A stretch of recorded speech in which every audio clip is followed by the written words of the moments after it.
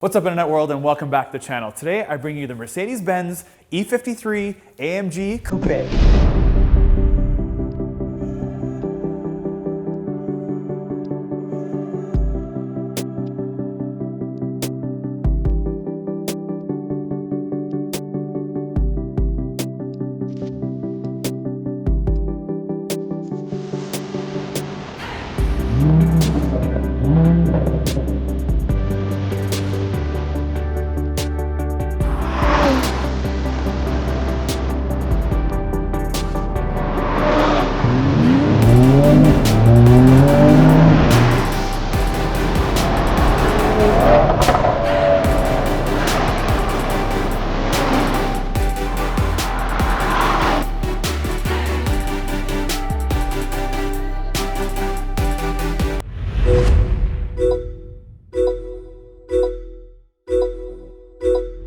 This has a special place in my heart because I absolutely love big body Benzes. You see, this is a tribute because this car will no longer be around. Yes, the C-Class Coupe and the E-Class Coupe are merging together and creating the CLE class of cars in 2023. So we've already done the four-door version of this car, so there's not a lot to talk about as far as tech and specs and design because we've already said it. So it's going to be more of a beauty event. The E53 AMG Coupe starts at $91,000. This, as spec'd, is $109,000. With its big body Benz styling, it has an aggressive on-road presence while still being pretty practical. So this E53 has more buttons than an aircraft carrier, so if you're young and love tech, a sports car enthusiast, or someone older that just wants the comfort of a luxury GT vehicle, then you might want to look at the E53 in all its platforms.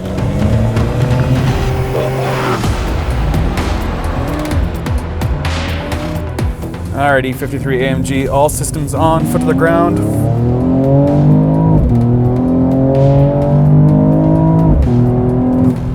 Sounds good. This is a great city race car. And I mean it because it's not a track car where it's super bumpy and edgy and you feel everything and people stare at you because you're making all kinds of racket down the street. This is enough to keep the driver engaged, sounds really throaty, and you still get decent fuel mileage. Now this is an AMG, so the top speed is 250 kilometers an hour, as opposed to the regular is 210 kilometers an hour. This also does 0 to 60 in 4 seconds, and the quarter mile in 12.6, and it does have an electric motor that gives it the extra initial push with about 136 pound-feet of torque on demand right away, so it gets the turbo spooling ahead of time, so you have immediate power. I think I said 134 pounds of torque, but it's actually 184 pounds of torque out of the electric. This thing is a little bit quick. Where they're at with this car is like perfecting the recipe. Nothing in this car is technically new. Everything they've already had or they've actually used in other Benz products prior to having this for years. So what you're getting is something that's actually been through the trenches, it's been through the exercise, it's gone through all the processes, it's gone through all the recalls, because they had a lot of them 2 years ago. Every time I want to get serious, I just also want to pin the throttle.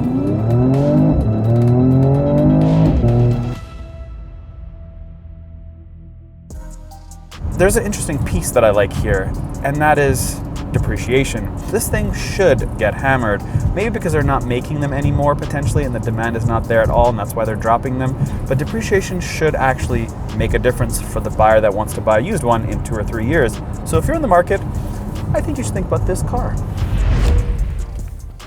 This might sound crazy, but this is actually a value buy because it shares so many pieces to the AMG GT63S that I cannot see how it's not a value buy. This thing is just shy over 100 grand and the GT is 200 and change. It has all the same features inside. There's not one option in here that I see that it's missing. It has great sports seats, awesome steering wheel, the AMG drive unit, the suspension, the Burmeister, all the carbon you would need, and of course the dual 12-inch screens. What it doesn't have though is dual pane windows. Kind of weird. Yes, you do lose a second acceleration, but what you do gain is comfort and luxury. with all the similarities inside and all the sporty feelings. Now, I never really believed what the AMG badge can give you, and of course they are watering down the brand quite a bit, but this gives you probably the closest piece without spending big dollars, because you can no longer get the 63. That is done. Your choice is 53. And now they're not going to make this anymore, so they're really taking it away from us slowly. So what's left for us real car enthusiasts? You can only really go back, because the Ford doesn't look that great, especially when it comes to this kind of power plant. So one of the iconic pieces of this car is the fact that it does not have a B-pillar. You see, blind spots are a thing of the past, and so are rear seat heated controls, because there's no buttons at all back here. But it doesn't matter, because I'm driving an icon, one that is classified in the ages of design, the big body Benz. Seriously speaking though, I feel form-fitted, if that makes any sense. My seat is conformed to my body. As far as my arm goes, I do have space. My head is a little bit tight, and visually I feel open and airy because, again, no B-pillar. So how's the suspension and the feeling? How does the weight of the steering feel in my hands? It pulls right back to center very quickly, which is really nice to see. It doesn't hold. And it's 4,500 pounds. This is no lightweight. This is a heavyweight car. And it feels really stable and secure, kind of everything you expect out of a solid German car, which sounds weird, but the future doesn't feel that way. It's really run by sensors and gadgets. It doesn't feel pure. And this is not a purist car, but they've done a really good job to make me feel that way. It feels very stable. Oh, Germans do this so well. Feels ultra stable at high speed. The question is, can I throw this around corners? And you definitely can. You feel sure, you're sure-footed. The brakes are very strong and solid. Everything you'd expect out of a Mercedes-Benz AMG. I can't make this back end fly out on me. But somebody did mention the other day that this thing has a new added heated steering wheel with this fancy Dynamica Alcantara feel. Because usually when you buy some fancy steering wheel, you lose heated steering wheel, but not in this guy. And maybe that is the difference maker for you. That'd be a weird one, but hey, if you live in Canada like us, heated steering wheel makes an absolute difference. So the demand of the world is changing, and if you want to get that sound, and you want to get the luxury feel, and you want to get something that does 0 to 60 in 4 seconds, that can also be a GT car that looks very good and gives you all the technology, fingers crossed, that is reliable. Not too many vehicles out there, especially in the very low 100K range, Canadian. There aren't too many cars that compete with the E53. It's too big to be an M4 competitor, nor does it really compare to an RS5. You see, the RS5 is definitely quicker, but offers way less tech, and it's definitely not big enough to compete with an 8 Series BMW, so that puts the E53 in a unique position, and here at Accelerate, we like unique cars.